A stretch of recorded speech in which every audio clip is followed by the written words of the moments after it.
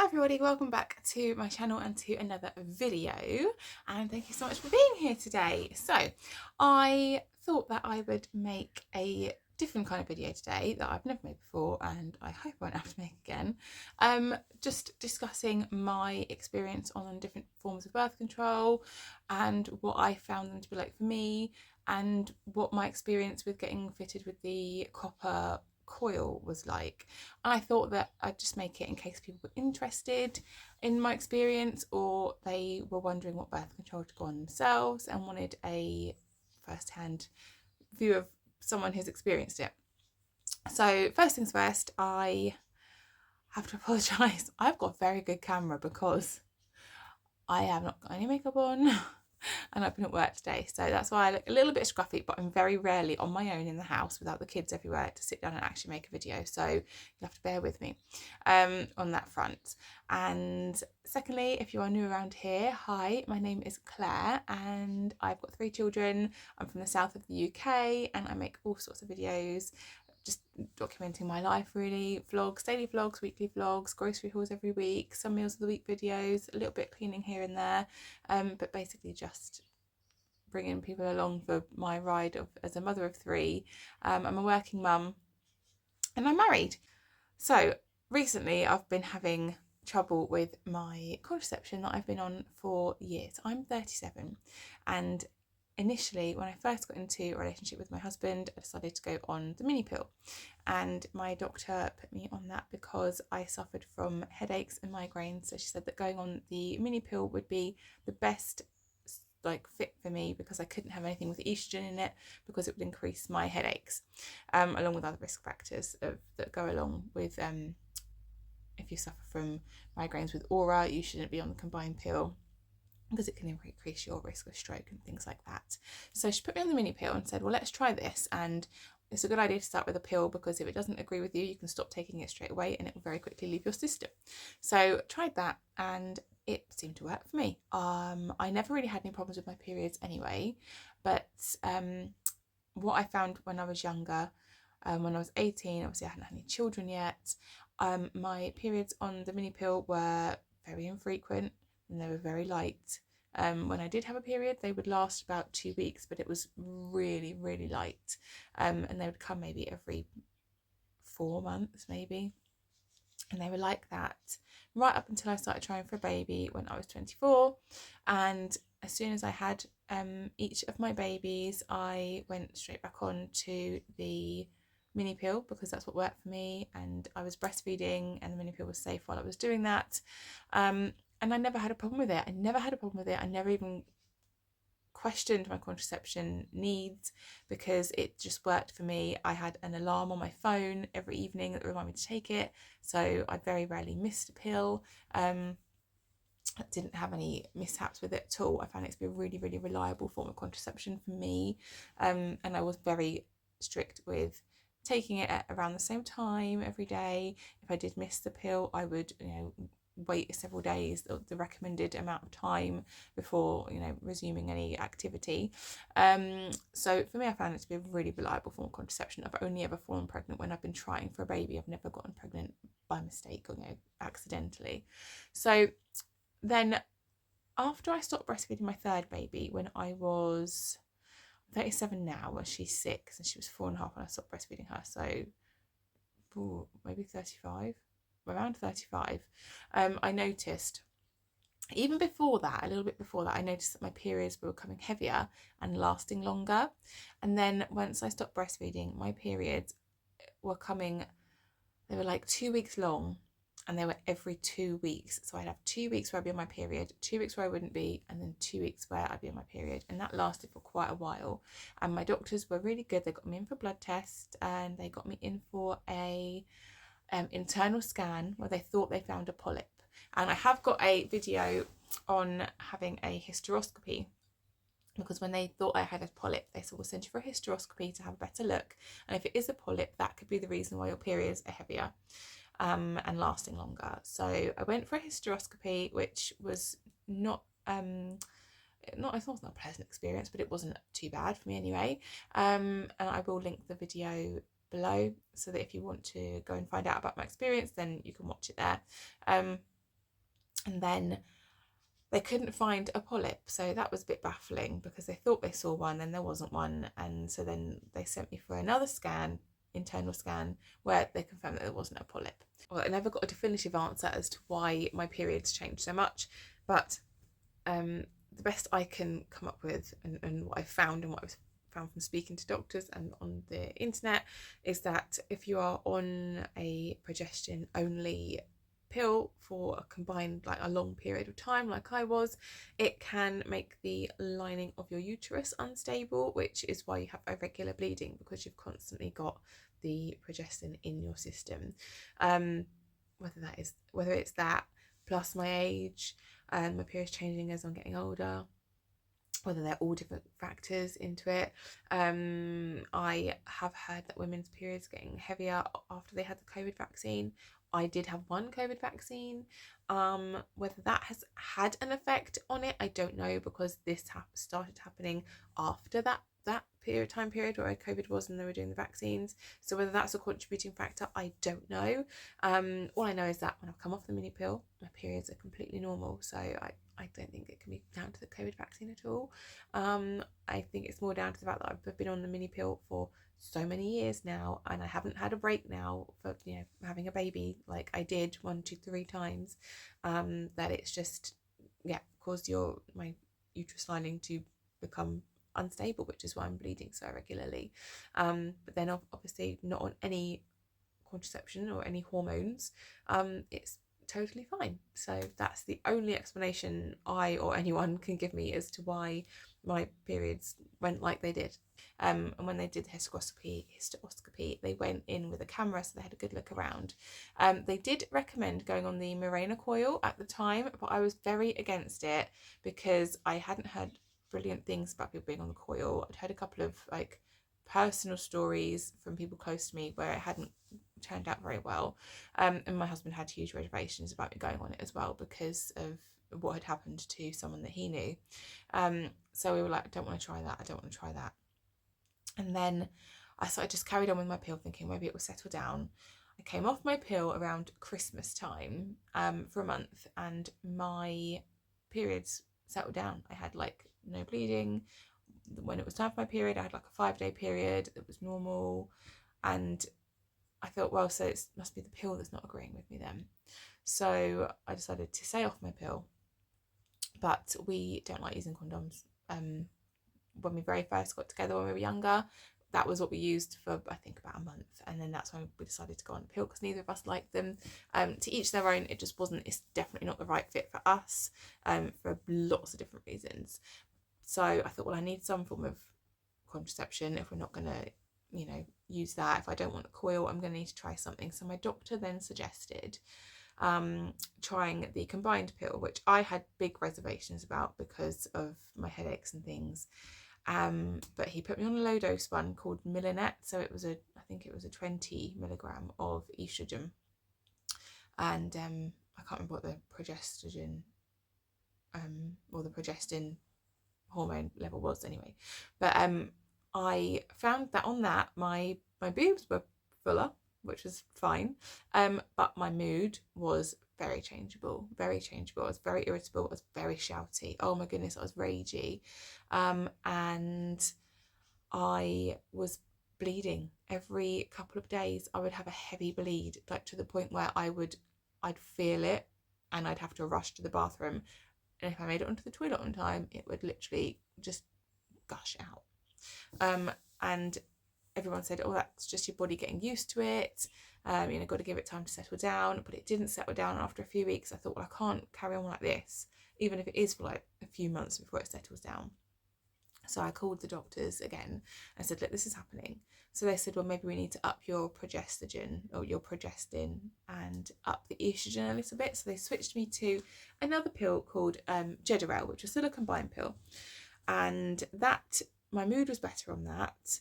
But I found that the bleeding wasn't any better, unfortunately. Every couple of days I was bleeding. It was really interfering with my life.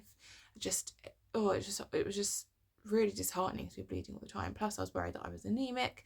I was having a few heart palpitations, so that just wasn't for me. And also another effect of it, which was the doctors were so blind that it doesn't make you put on weight, but I put on weight. Now it could have been slightly coincidental as I put on a little bit of weight at the same time because it was around Christmas time and it was particularly stressful with my husband's work situation, so that was a playing factor into it. I'm not saying it's not, but I found that my lower belly was very bloated all the time, and my hips and my bum and my thighs just felt bigger. And you know, my husband is the most complimentary person about my body, but when I said to him like something, I look different, he's like, you are bloated, like it has made you more bloated. He said, but you haven't put on weight yourself, it's the pill that's doing this to you.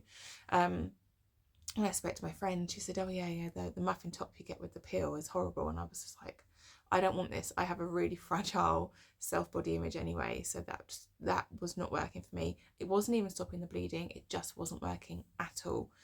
So the other route we decided to have a look down was the vasectomy for my husband, because we're done having children, we've got 3, we're happy with our family size, we've got other plans we want to do, so we don't want any more children. Right, where was I? Sorry, I had to go through my phone and get rid of a load of old videos because I had like 1 minute left of filming. So where was I? I think I left on, we discussed the vasectomy route. Now that came about because I was messaging one of my friends and I said, and we were talking about, you know, I was moaning about my periods and stuff, and she said how, you know, her husband had the snip, and I said, oh, I kind of always been against the snip just because, you know, just in case, although we're done, we don't know how we're going to feel in a few years, like we're only 37, we might decide in a few years time we'd like want like one last baby or whatever. And then she turned around and said, whenever I feel like that, I think about how old I'm going to be when that baby is a teenager, and then it puts me off again. And I'm like, oh, that's a very good way of looking at it. And I thought, oh yeah, that's true, because teenagers are hard and they're expensive, and yeah, babies are cute, but they're not babies for long. It's like getting a puppy.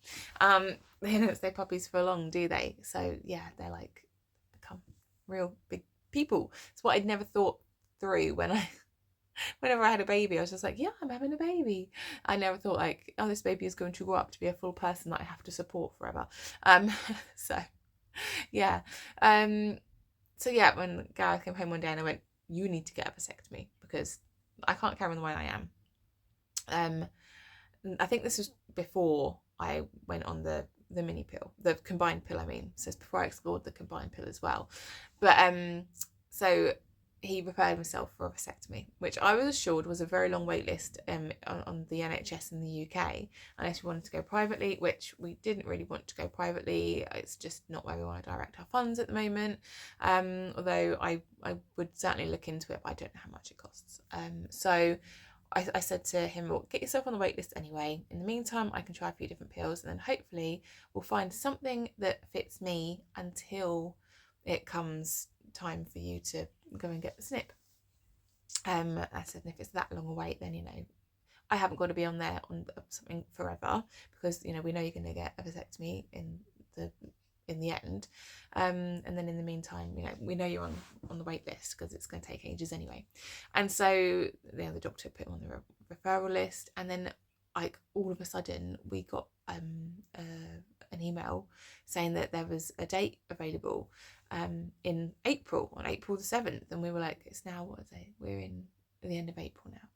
And I was like, wow, that is really, really quick. This was, I think, February.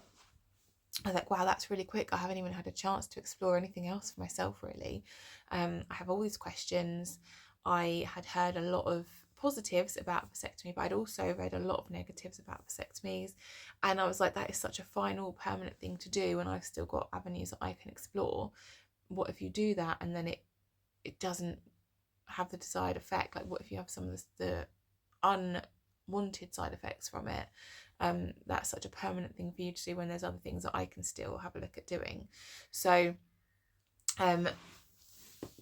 we got ummed and ahed about it, and in the end decided that it was more me that didn't want him to have it. He was prepared to do it just so that I would be okay and just wing it and just take the chance of there being complications for it. But I wasn't happy for him to do that, because I was just like, well, you wouldn't let me take a risk like that, or you wouldn't be happy about me taking a risk like that.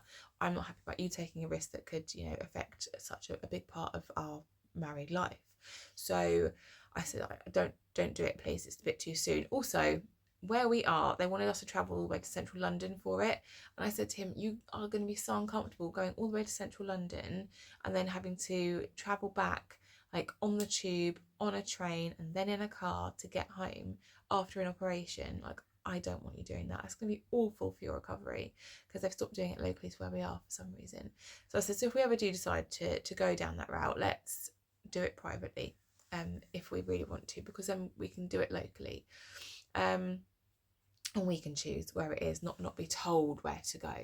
So that was another reason why we both had reservations. Like, that was his main reservation about going up to London to have it done, in a private clinic through the NHS. I don't understand it. There's loads of hospitals around us. Why don't they provide them closer to people's homes, to where they actually live?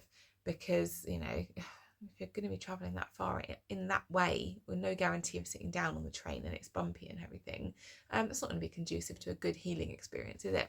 So I had spoken to a couple of people that I know who had the coil, either a hormonal one or non-hormonal one, and they said, look, it's really good, it's really worked for me, and I thought, well, maybe I could give that a go then, because after I came off my combined pill, it got to the stage where I was so unhappy with my body, I was so unhappy with my mood. Gareth said I was like a different person. I just really wasn't happy. I was so unhappy.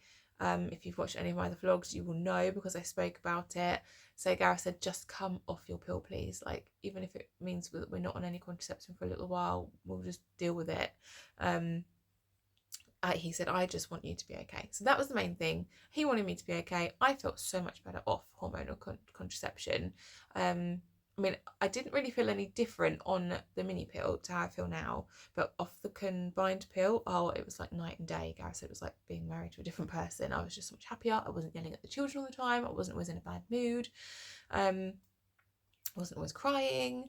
So, I mean, I'm an emotional person anyway, but I was crying even more.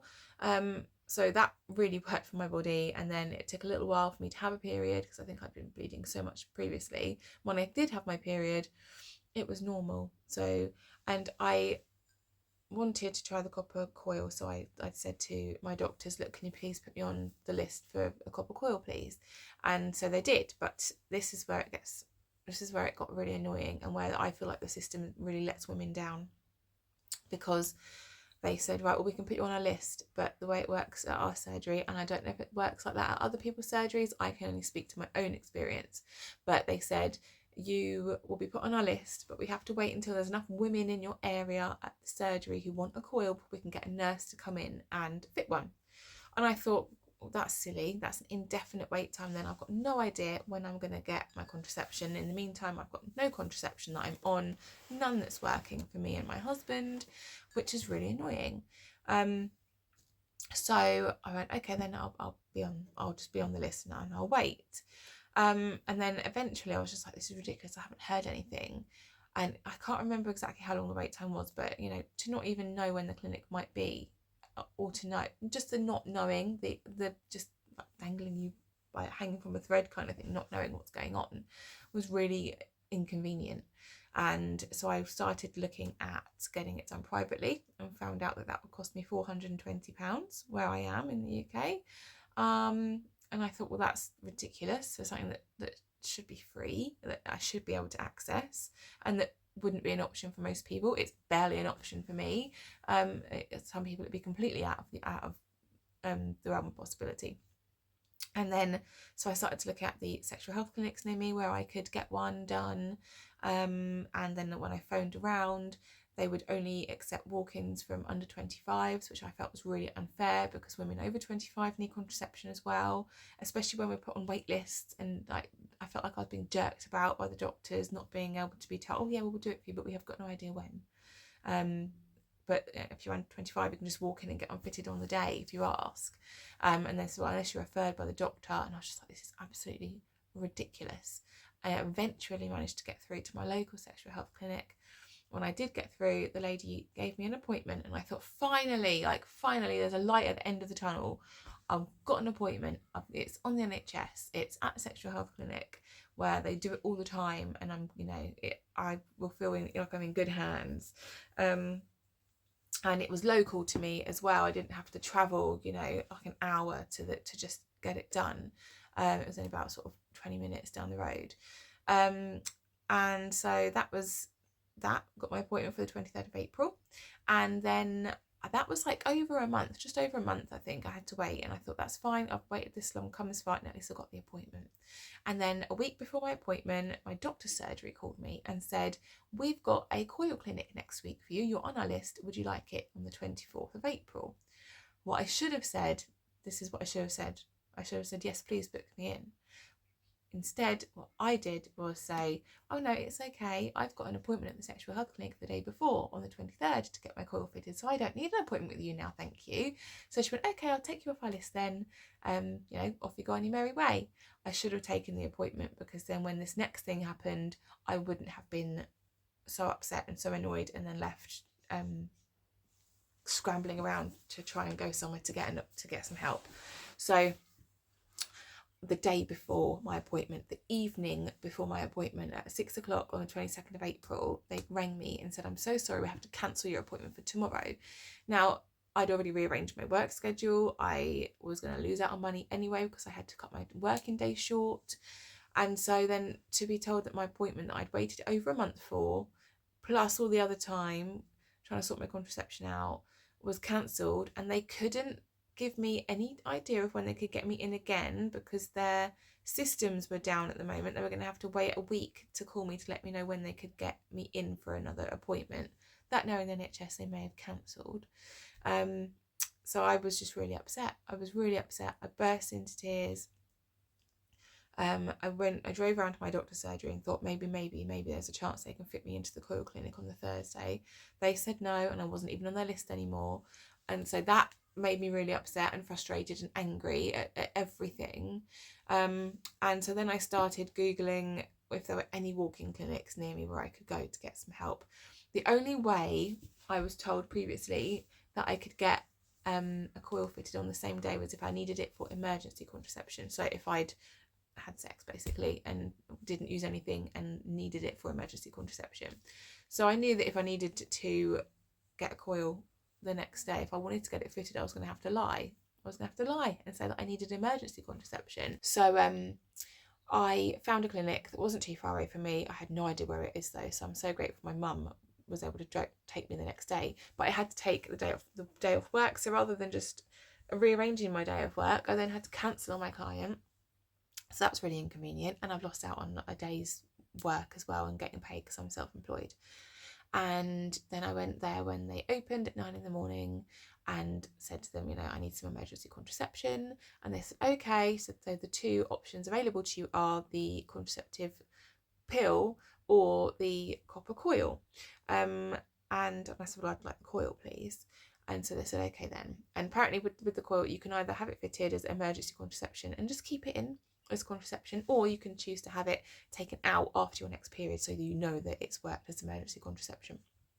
So I didn't know that. So that's just an aside for anybody who needs to maybe know that information. But she said, well, we can only get you in, there's no one here to do it right now. And I said, right, I need to be back later on for the school run, and I also haven't got my own car here. My mum's brought me today because I wouldn't have found it otherwise, and I was all in a flap. I was really upset. And so she said, okay, well, the soonest we can do that is 1 o'clock for you today. So I wasn't very happy because I was like, great, so now I either have to wait around here all day, which my mum couldn't do because my mum had an appointment to go to. I had no way of getting home. I was like, great, okay, so what am I supposed to do? At this point, I just thought, right, I'm going to pay for it privately. I'll just pay for it, somehow. And then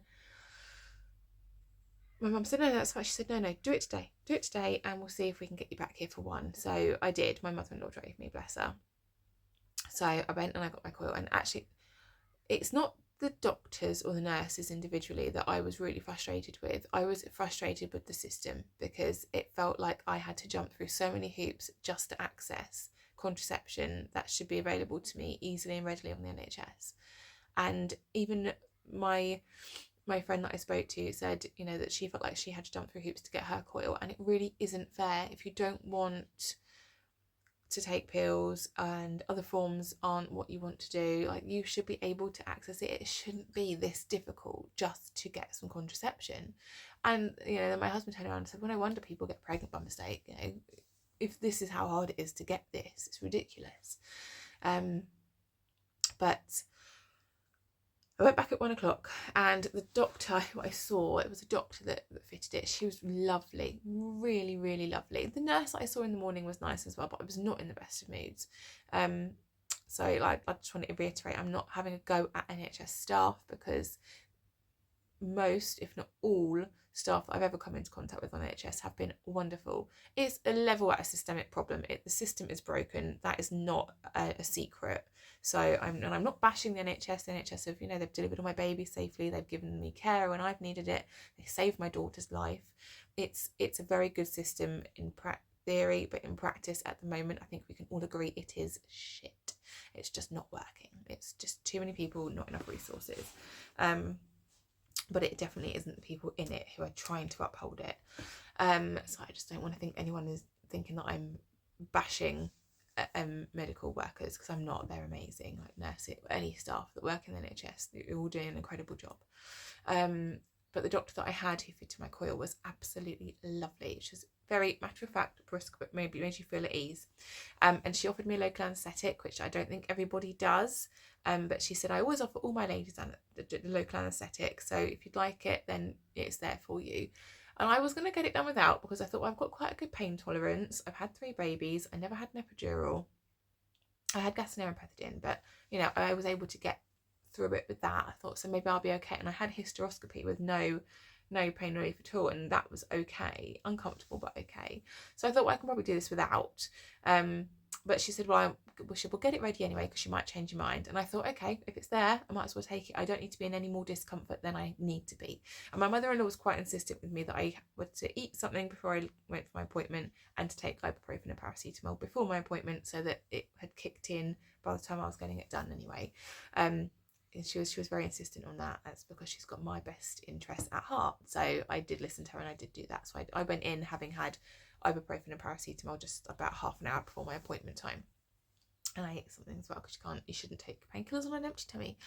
So actually going in there, the appointment, it was very quick. She asked me a few basic questions, if I had any children, how they'd been delivered. I had a few questions for her. I won't tell you what they were, but, you know, if anyone hadn't ever asked stupid questions in there, I was certainly the one to break that mold, because I had so many questions. Actually, no, I will tell you. I will tell you what the questions were, because you might have these questions too. So my first question was, will it come out when I'm going for a number 2 on the toilet? Because, like, you're pushing.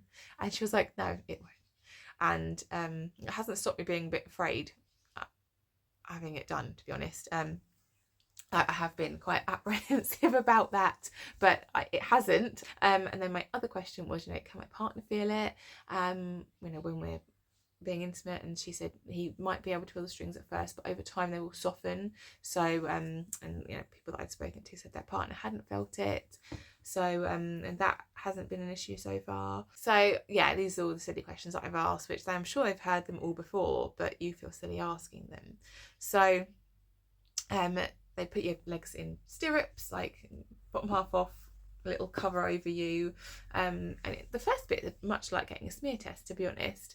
But because I'd had a local anaesthetic, putting the actual local anaesthetic in wasn't painful. It was like less than a prick that you get with a blood test. So I barely felt that. I didn't feel her insert it. It was over and done with really quickly. She had another lady in there, a nurse, assisting her, getting everything else ready. It was a really swift, painless, easy procedure to get done, and she was lovely. And they like give you a pad afterwards, because you do bleed a little bit. I found it wasn't too bad at all, but, you know, everybody's different. And I walked out of there with my coil. I'd been in there half an hour. They made me sit down and wait for 5 minutes afterwards. I said, just sit here and wait, so we know you're okay, not fainting or dizzy or anything. And then they're like, you can go. And they give you a little leaflet about what you've got, the card with the date that it's inserted. Mine was good for 10 years, so I'm 37 now, so all being well, hopefully, touch wood, I won't need to do anything with it until I'm 47. Yeah, if my maths is correct. Yeah. So that was it. It was a really easy procedure. Just getting to that point was such a headache. Just getting to that point. I don't know if she knew that I was lying or not. I really don't. About needing it for emergency contraception, but either way, I got the desired result. And you know, had they not cancelled my appointment, I would have gone along to the other clinic, and I'm sure had the same experience.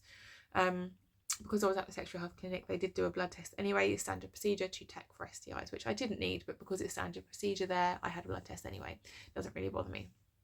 But then afterwards, after having the coil fitted, I wasn't in any discomfort right away, but I had the local anaesthetic and I'd taken painkillers.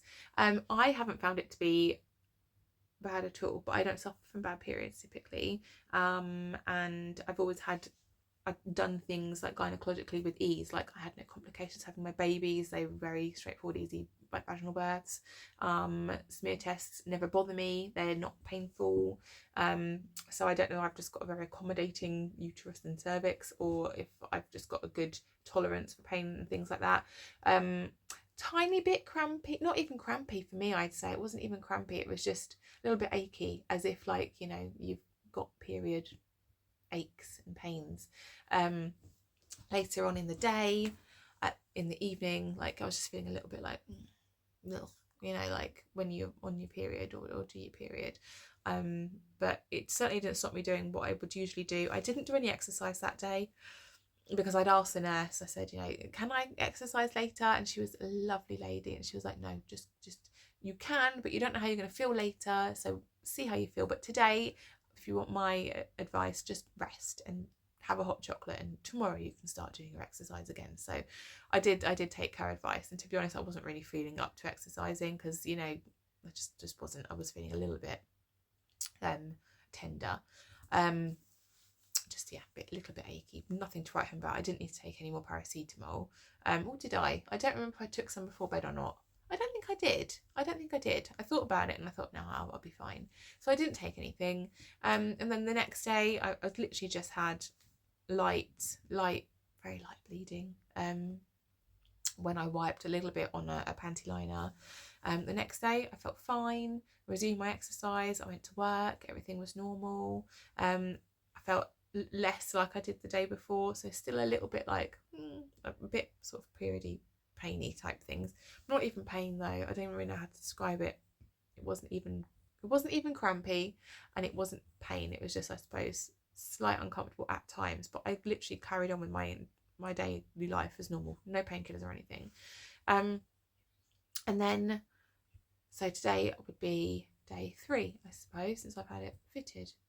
And I can't even tell it's there.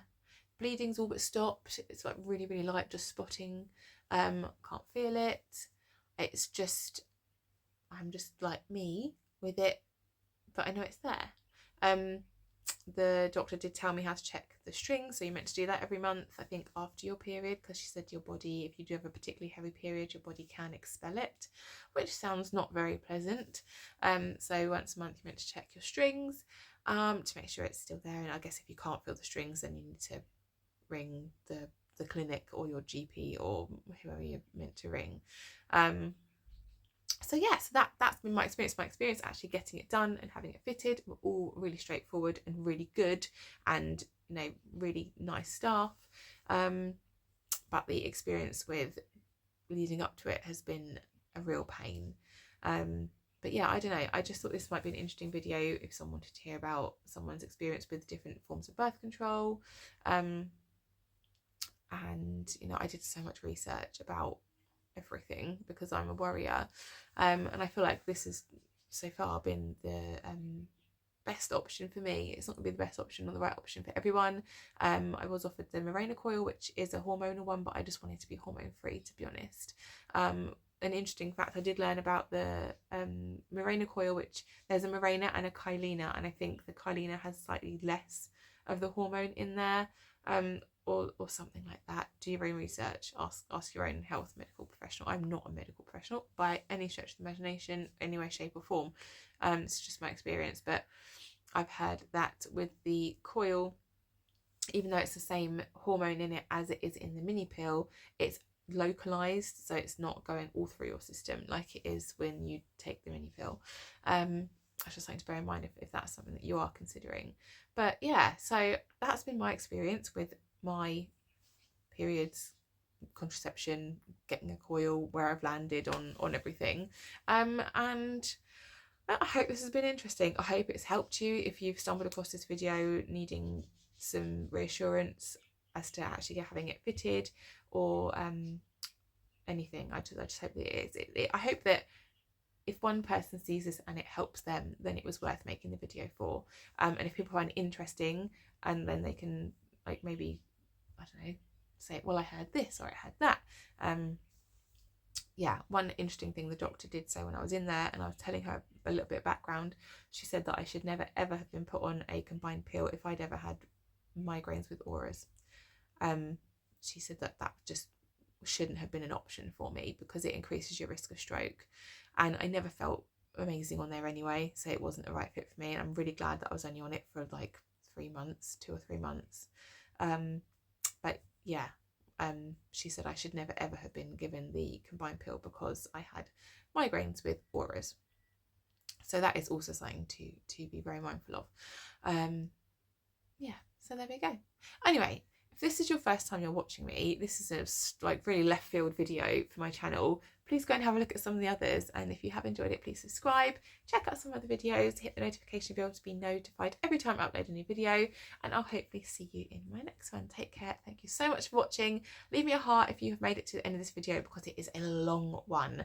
So yeah, but this has been quite a long process. So anyway, thanks so much for watching. Take care. Bye.